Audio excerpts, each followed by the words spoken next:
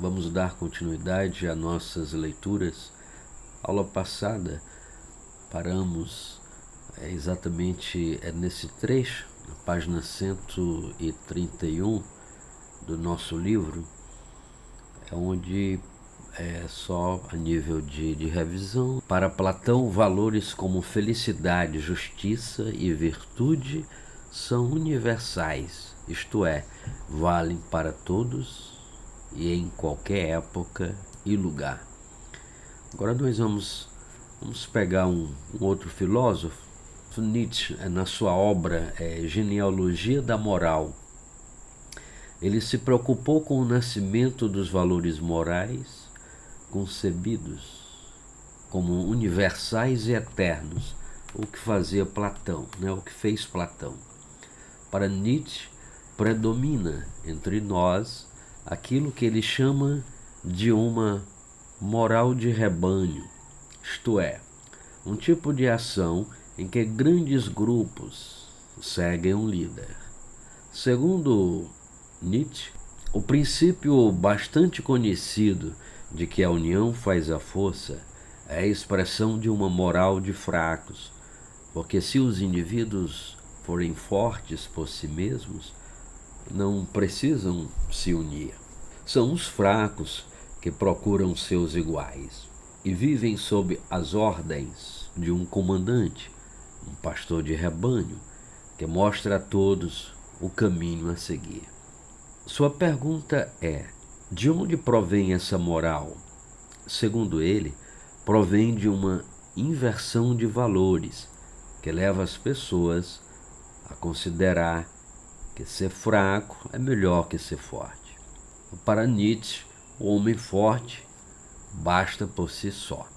O caráter ativo e o caráter reativo, dois conceitos aí da filosofia de Nietzsche.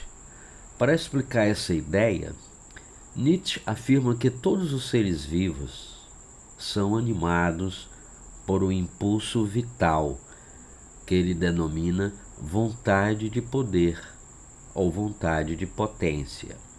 Embora seja um conceito muito abrangente, que aparece de diferentes formas e com sentidos distintos ao longo de sua obra, podemos dizer que essa força é algo orgânico e biológico, que está sempre em expansão, fazendo-nos afirmar a vida e querer permanecer vivos. Para Nietzsche, esse impulso está presente em todos os indivíduos e se manifesta quando conhecemos, quando produzimos saberes sobre o mundo, por exemplo. Além disso, há uma vontade de poder forte, que é ativa, e uma vontade de poder fraca, que é reativa. Elas implicam dois tipos de caráter: um caráter ativo forte e um caráter reativo fraco. O caráter ativo está presente nos indivíduos, que são capazes de afirmar a si mesmos por meio da ação. Nas palavras de Nietzsche, são aqueles que conseguem dizer um grande sim à vida e a viver de forma intensa. Um exemplo de caráter ativo é o de um artista que cria suas obras segundo seus impulsos, sem se importar com as convenções sociais ou com a recepção pelo público. Sua criação é uma afirmação de si mesmo. Já o caráter reativo é o do indivíduo que não é capaz de afirmar a si mesmo, senão por meio da negação do outro. Ele não age, mas reage às ações do outro. Por isso Nietzsche o identificou como fraco. Sua ação não tem impulso criador, ocorre em função do outro.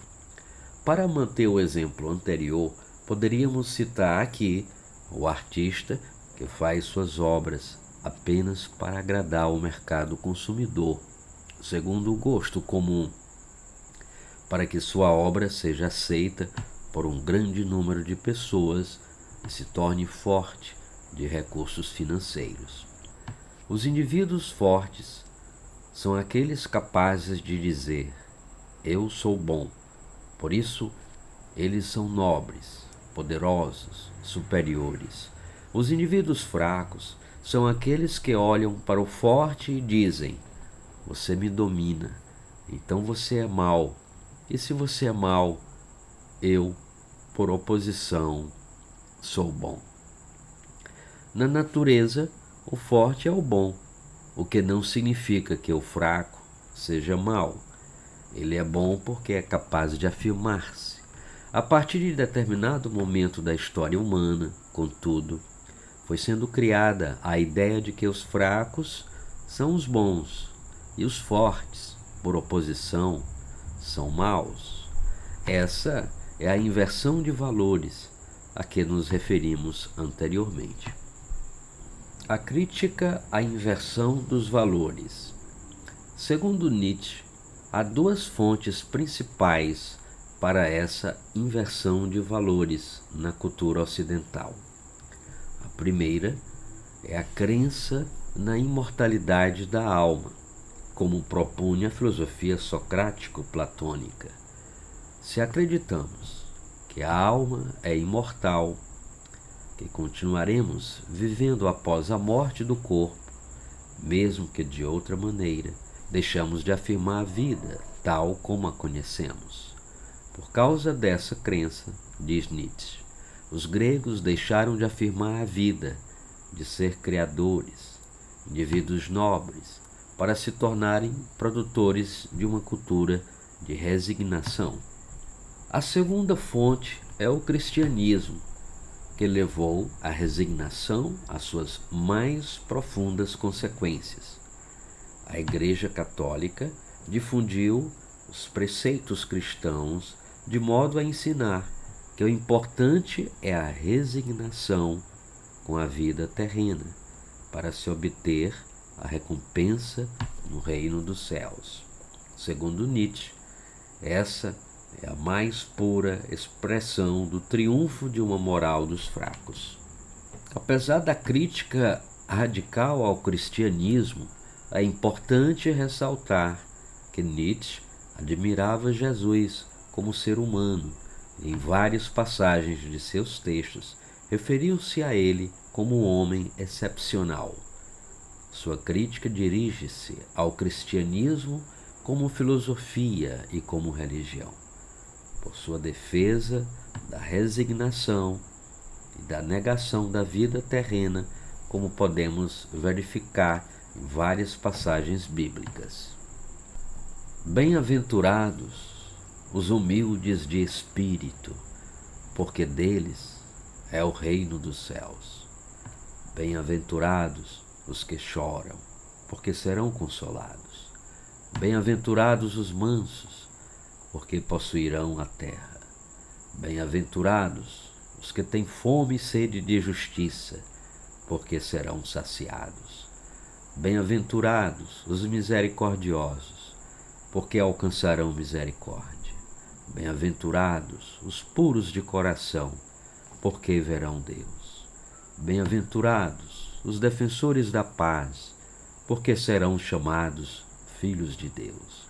Bem-aventurados os que são perseguidos por causa da justiça, porque deles é o reino dos céus. Bem-aventurados sereis quando vos caluniarem, quando vos perseguirem e disserem falsamente todo o mal contra vós, por causa de mim. Alegrai-vos e exultai, porque será grande a vossa recompensa nos céus. Pois assim perseguiram os profetas que vieram antes de vós. Mateus, capítulo 5, versículo 3 a 12, Novo Testamento, Bíblia. O caráter ativo, que se baseia na afirmação, e o caráter reativo, centrado na negação, implicam dois sistemas de valores distintos, ou duas diferentes morais. A moral afirmativa, Nietzsche denomina moral dos fortes, ou moral dos nobres. É um sistema de valores centrado na afirmação de qualidades como a coragem, a força, a saúde e o orgulho. Nietzsche chama a moral reativa de moral dos fracos, moral dos escravos, ou mesmo moral de rebanho. Está centrada em valores como submissão, humildade, piedade e importância do sofrimento. Há uma questão psicológica fundamental na criação de uma moral de rebanho: o ressentimento. Segundo o filósofo, os indivíduos fracos não conseguem esquecer e superar determinadas situações. Isso produz neles um sentimento de rancor e seus valores são produzidos em reação a esse ressentimento. Já os indivíduos fortes não são ressentidos em sua afirmação da vida e de si mesmos. Eles simplesmente superam as coisas de que não gostam e constroem aquilo que lhes interessa. Nossa próxima aula presencial, nós vamos responder as questões que eu vou apresentar agora para vocês, via PDF. Até a qualquer momento, pessoal.